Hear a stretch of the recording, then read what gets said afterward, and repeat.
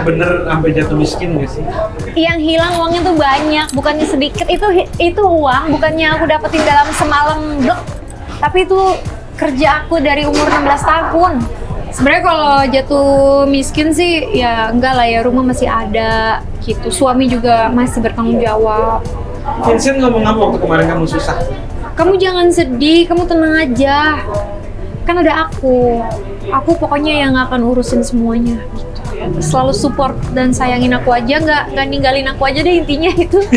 Apakah ini berarti Jessica Iskandar akan menghiasi TV-TV nasional lagi dengan program-program?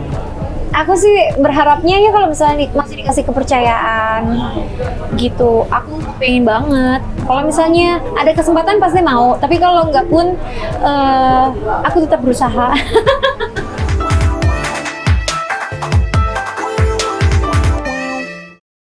Ibu Jessica Iskandar. Iya Pak Rofi Antonius, apa kabar? Dan sahabatnya siapa ini yang ada di CCTV kemarin? Pocica. Pocica.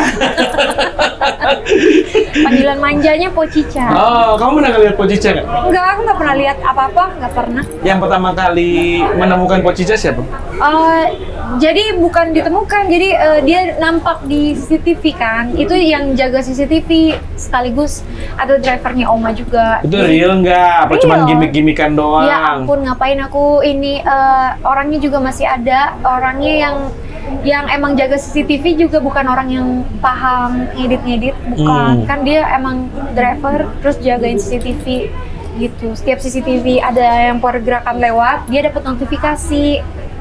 Terus dia dapat notifikasi ada Pocica lewat. Iya, terus ditonton, oh wow gitu kan, itu kan memorinya bisa 1 minggu, jadi masih bisa diputer. Pas diputer direkam, dikirimlah ke staf di rumah. Terus kata staf di rumahku, Bu ada video tapi ibu nontonnya besok pagi aja. Terus, oh ya udah, pas paginya aku nonton, ternyata itu. Oh. Sebelum udah ketangkap berapa kali Pocica di CCTV? Dia suka eksis ya, kayaknya pengen tampil dia mungkin. Pocica ini yang pertama. Kalau sebelumnya itu pernah ada bola api 3 kali masuk ke dalam rumah, set tapi mentah lagi. Terus pernah juga. Rumah kamu kandang jin ya? Atau apa sih? Gak tahu nih, tapi ya begitulah. Terus karena nggak ditinggalin selama berbulan-bulan mungkin? Enggak, itu jadi itu di depan dapurnya mamaku, kamar mamaku sebelah situnya. Jadi memang bukan yang di area kamu. Justru bukan di area sepi. Area sepi kebetulan CCTV-nya nggak ada notifikasinya, jadi masih yang manual nonton di TV. Kalau yang di rumah mama sama yang di garasi itu CCTV-nya baru. Jadi karena baru dia dapat notifikasi. Ternyata notifikasinya ganggu. Gitu. Terus tapi pernah serem-serem, masih kayak tiba-tiba ada goyang-goyang atau apa gitu nggak sih? Enggak, hampir jelas-jelas banget. Pokoknya udah 3 kali aku dikabarin. Yang terakhir itu yang Pocica ini. Akhirnya aku nonton, terus aku minta dikirimin videonya. Karena sebelum-sebelumnya pas aku lagi nggak di Bali, jadi si Mas Dul ini nggak ngirim, tapi nggak ngirimnya ke Mama. Jadi Mama tuh lihat, Mama cerita katanya pernah ada bola api 3 kali masuk dalam satu video ya. Terus pernah juga 1 kali itu ada perempuan lagi di atas keranjang jahe. Jadi tuh di depan situ juga Mama naruh keranjang isinya jahe. Ada perempuan lagi liatin jahe gitu. Kamu jadi takut gak sih? Aku sih gimana ya? Kalau kamu tidur sendirian di situ berani nggak? Di mana? Di kamar mama kamu, semua orang nggak ada. Kalau sekarang karena masih baru, aku pikir-pikir. Tapi kalau nanti mungkin udah lewat, udah lupa, udah nggak kepikiran lagi ya, aku mah tidur aja. Oke. Mungkin Pocica ada yang mau disampaikan? katanya kalau kayak gitu-gitu nampakin diri tuh katanya ada yang mau disampaikan memang. Apa yang mau disampaikan? Nah, aku nggak tahu. Aku kan nggak bisa. Aku tuh nggak sensitif soal gitu-gituan. Yang sensitif sebenarnya papaku, tapi papaku tuh penakut. Gitu. Jadi dia tuh apa ya? Emang kayak gitu-gitu dia nggak suka gitu. Tapi dia sensitif, dia bisa lihat. Tapi nggak pernah mengganggu kan sampai kayak apa orang ganggunya paling tiba-tiba? kerepan ya, Tan. Iya. Digangguin diapain? Digangguin biasa. Pegang-pegang Kayak suara barang jatuh kayak gitu. Oh. Musik. Kamu nggak takut? Biasa. Sama dia malah diajak ngobrol. Kamu udah tidur sendiri nggak sih? Apanya? Pernah tidur sendirian di rumah itu nggak ada orang-orang gitu? Pernah lah, pernah. Oh, nggak pernah diganggu. Enggak, aku mah nggak pernah diganggu. Aku udah, pokoknya pas aku nyampe rumah itu, kan aku pas selamatan juga aku udah bilang, aku mau masuk ke rumah ini, sekarang ini jadi tempat tinggal aku, rumahku, buat mungkin penunggu yang sebelumnya udah tinggal di rumah ini. Bayar sewa ke gitu. Kalian jangan ganggu, kalau bisa kalian jaga rumah. Dan bulanannya tolong bantu ya listrik gitu ya. Iya gitu. Jessica gimana kabarnya? Kabarnya aku baik Pak, aku Baik. sehat, terus juga happy, ya seneng lah. Udah berapa bulan nih mau tinggal di Jakarta ya? Udah mau sebulanan lah di Jakarta. Oke. Seneng di Jakarta dengan macetnya, polusinya dan lain-lainnya. Seneng sih kalau Seneng. kita ngikutin peraturan pakai mobil ganjil genap mah hampir lancar ya. Iya sih. Iya. Terus mulai Di betah Jakarta lagi soalnya nih. juga mulai macet. Di Jakarta, di Bali. Ya, apalagi semenjak abis Covid ya. Iya. Banyak turis-turis. Terus bisnis rental gimana? Di Bali mungkin lagi semarak lagi ya kan dengan banyaknya orang yang pengen rental mobil ya. Iya, saya sih kapok ya Pak. Saya sih, aduh udahlah jadikan pelajaran aja. Apa kabar sahabat kamu? Yang mana? Yang bisnis rental mobil? Oh, udah jadi tersangka dong.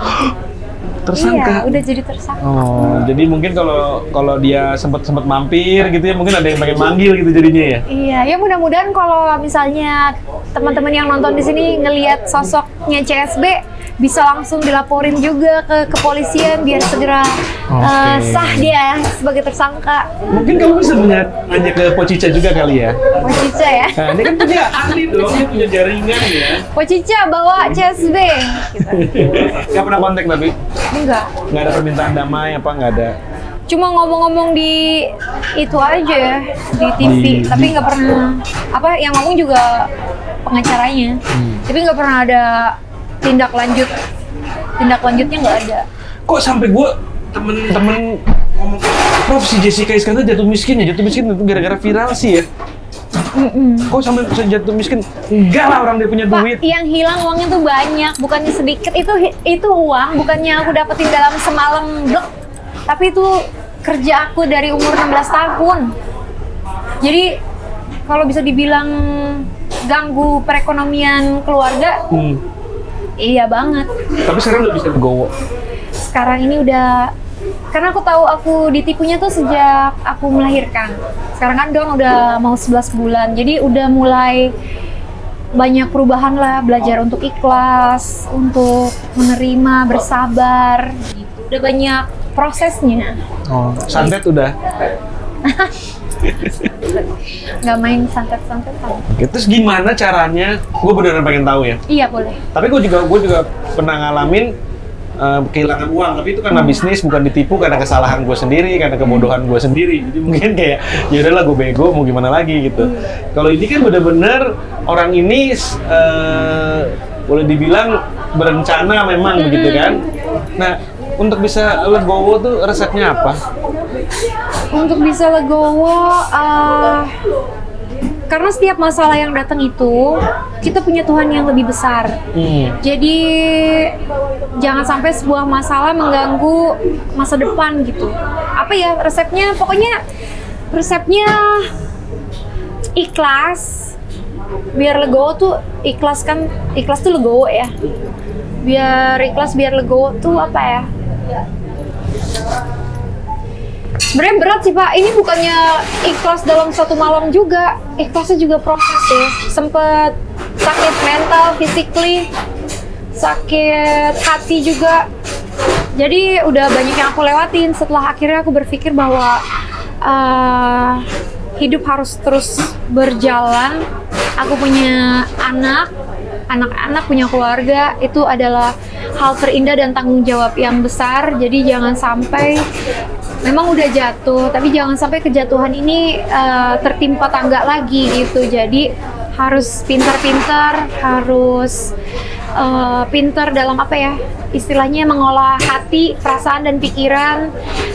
Tapi yang paling penting sih semuanya adalah doa. Jadi selama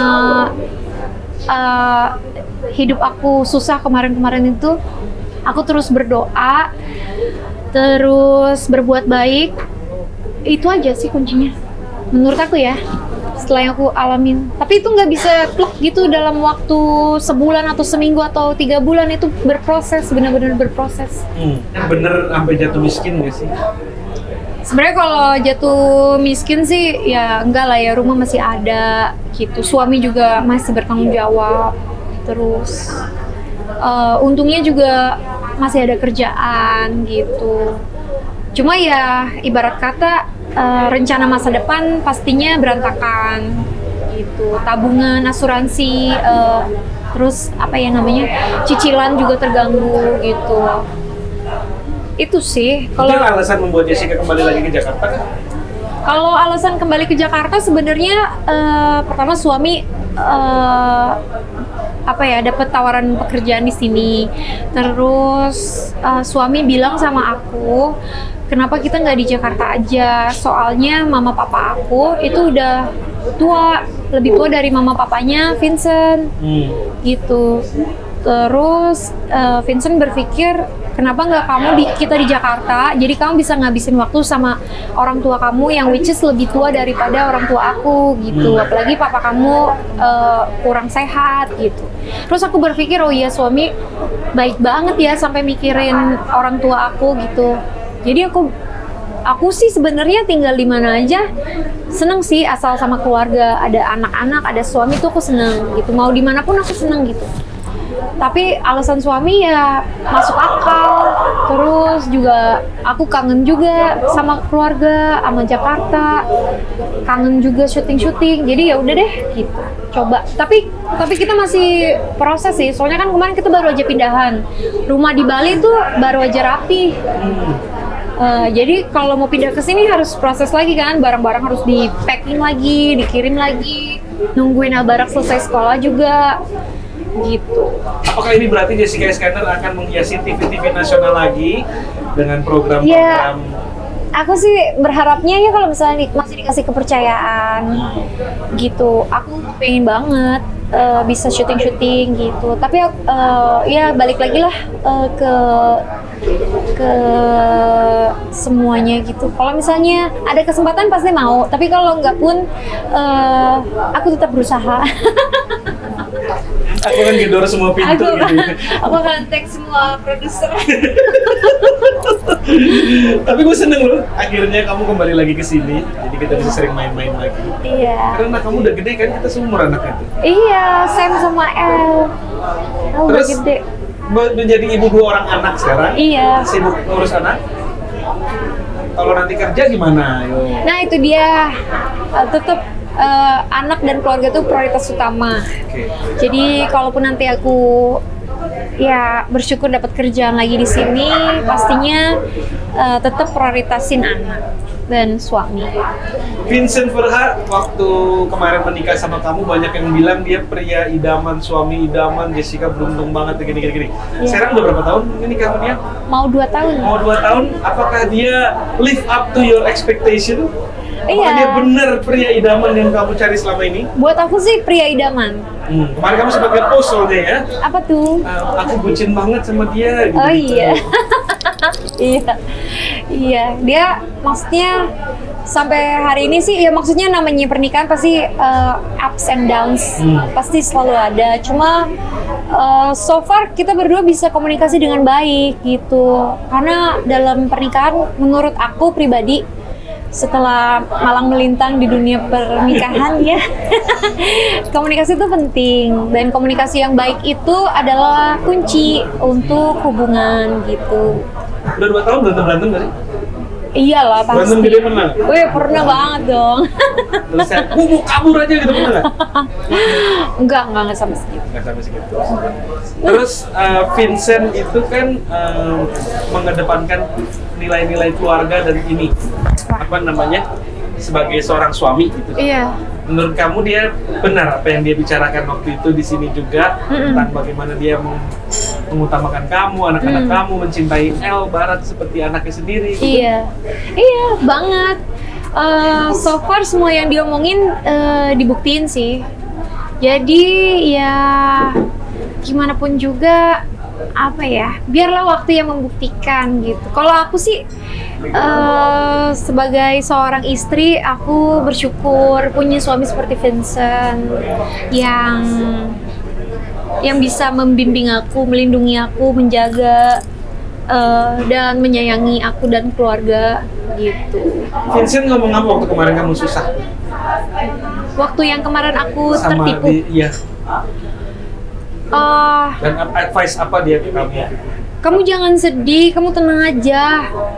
Kan ada aku. Aku pokoknya yang akan urusin semuanya gitu. Dan waktu misalnya nih ya dengan sampai itu benar-benar nggak bisa diurus sampai akhirnya ini dia yang mengencourage kamu untuk legowo atau dia gimana? Reaksi dia? Enggak sih, lebih ke semangat terus. Jangan, karena waktu itu aku down banget, aku tuh sedih, aku tuh nangis setiap hari, nangis di pojokan sambil nyusuin, setelah nyusuin aku nangis gitu-gitu. Jadi emang waktu itu sedihnya sedih, mentally, physically, sakit-sakit juga kan aku. Jadi Vincent tuh lebih ke ada di sisi aku, support, dia yang bantuin aku ngurus segala macam. Kan prosesnya juga panjang, lebar, berbelit-belit gitu kan, karena prosesnya ngelapor ke kepolisian kan juga panjang gitu. Jadi dia benar-benar ngedampingin. Terus maksudnya ini kan masalahnya masalah pribadi aku kan, tapi dia mau ada di situ jadi garda terdepan. Terus selalu support dan sayangin aku aja, nggak ninggalin aku aja deh, intinya itu. Itu udah buat aku luar biasa sih. Tapi yang namanya hidup up and down, kadang kalau diambil satu bisa dibalikin 10. Amin. Beneran? Kayak Pak Rupiah. Ini Ya. udah balik berapa nih? Nggak, tapi beneran. Aku dulu sampai terkaget-kaget sama kalau Tuhan mau ngambil, Iya. kita mau ngapain juga nggak bisa ngapa-ngapain. Iya, Tapi kalau Tuhan mau ngasih, kita nggak minta atau dapet. iya. Dan itu aku bener-bener pernah kejadian ya. Jadi aku bener-bener udah down banget. Aku udah pikir, udah manggil mama, papa, udah manggil mertua. Kayaknya rumah kita yang rumah aku mau tinggal, yang aku tinggalin ini kayaknya tetap mau dijual karena aku udah gak punya apa-apa lagi gitu. 1 minggu kemudian ada yang bayar utang sama aku. Udah 11 tahun nggak pernah bayar utang. Tiba-tiba dia bayar utang. Dia kasih aku rumah senilai 12 miliar. Itu sampai benar-benar gila, aku baru mau ngejual rumah. Terus tau-tau ini orang entah berantah dari mana, tiba-tiba bisa decide untuk bayar kemana. Iya. Luar biasa. Iya, kita nggak pernah tahu rencananya Tuhan apa. Aku tahu kamu baik, kamu ke teman kamu juga itu mungkin niatnya juga baik. Semua kebaikan-kebaikan kecil ini itu kayak gelombang di air. Iya. Suatu saat nanti dia akan berbalik ke kamu nggak tahu. Iya. Jadi aku pernah susah, terus dia orang ini nolong cuman bilang gini, dulu lu pernah nolong gue, lu nggak sadar tapi lu nolong gue, saya kira dia nolong aku gitu. Oke. Iya. Jadi bersabarlah, kita nggak pernah tahu rencana indah Tuhan. Amin. Yang jelas kamu balik ke Jakarta jadi kita bisa sering ketemu lagi dan ngonten lagi. Iya. Iya pasti ya Pak. Sayangnya nggak ada Vincent Ferhan. Iya nih. Aku mau nemuin Vincent Ferhan tuh nggak sama siapa? Sama Vicky Prasetyo. Kenapa? Berdebat mengenai apa itu suami yang benar dan baik. Oh iya, Gitu. boleh. Seru kan tuh? Pak, sekarang giliran aku yang nanya ya. Pak, tapi kan Bapak nih sebelumnya bisnis. Dari bisnis terus Bapak terjun ke dunia, ibaratnya ini entertainment lah ya. Apa yang menyebabkan Bapak terjun ke dunia entertainment? Ya sebenarnya ini bisnis juga karena aku kan punya produk-produk. Nah, daripada bingung iklanin dia, yang iklanin di channel sendiri kan lebih gampang. Oh, awalnya itu. Tapi Iya. tetap harus ada konten di dalamnya. Nah, konten-konten kebetulan dibantu sama orang-orang cantik kayak kamu yang suka mau datang ke tempat kita untuk menghibur semua dengan pandangan-pandangan kamu yang luar biasa gitu. Aduh, Bapak. Konten kamu sama Vincent waktu itu menurut aku the best yang pernah aku bikin. Masa sih? Bisa aja deh, Pak. Bener. Kenapa? Karena family value-nya benar-benar bagus dari kalian berdua. Dan itu yang aku lihat missing di dunia urban sekarang ya, di perkotaan yang orang nggak mau kawin lah, yang orang udah nggak ini lagi family value gitu. Nah, makanya aku seneng banget sama kalian berdua waktu itu. Ya amin. Pak, bagi tips dong supaya YouTube-nya banyak yang nonton. Kan kamu dari aku gimana? Kamu lebih tahu lah Jessica. Kamu kan pinter. Aku seneng ngikutin kamu postingan pocongnya lah di si pocicanya lah di posting gitu-gitu, pinter dia. Iya, Pak. Kedepannya Bapak mau ngapain? Aku. Iya. Oh, aku lagi nanti aku mau ngasih produknya ke kamu ya. Aku lagi mendevelop produk anti aging. Iya. Apa kamu sakit-sakitan nggak? Iya. Papaku juga cuci darah. Mm. Jadi seminggu 2 kali aku nganter papaku cuci darah. Iya. Aku lihat banyak orang-orang pada sakit juga di rumah Iya. sakit pada cuci darah kan. Selama 2 bulan terakhir tuh kayak masa sih, kenapa sih manusia harus begini terus gitu? Iya. Aku banyak riset mengenai anti aging, bagaimana kita bisa menua dengan lebih lama dan lebih sehat, lebih baik gitu. Akhirnya ketemu banyak tuh ingredient ternyata udah banyak ditemukan lah ini. Dan ini aku lagi coba develop sama sahabat aku yang kebetulan seorang saintis untuk bagaimana kita membuat aging, proses penuaan menjadi lebih graceful lah, lebih gak sakit-sakitan, lebih tahan lama, lebih sehat. Ini untuk luar biasa ya, untuk para manusia pasti happy nih mendengar kabar ini ya kan? Iya, moga-moga ya. Aku benar-benar lagi research nih selama berbulan-bulan. Luar biasa loh. Iya. Sukses ya Pak, mudah-mudahan. Moga-moga. Pak, kalau Bapak bisa memutar waktu ke usia Bapak 20 tahun, mau ngomong apa sama seorang Rofi Antonius usia 20 tahun? Gue cukup happy sih, jadi mungkin kayak gue bilang ya, it's okay, nanti hidup lu enak loh. Aku yang 20 tahun lucu. Oh, lucu. Loncat-loncat, suka ini itu. Oke, terima kasih ya Pak Rofi. Aku yang makasih banyak Bu Jessica Iya, Iskandar. sukses selalu, bahagia terus. Ya, semoga petualangan kamu di Jakarta kali ini Iya. bawa berkah lebih banyak, Amin. bawa kebaikan buat orang lebih banyak, Amin. dan punya anak lebih banyak. Amin. Thank you. Thank you.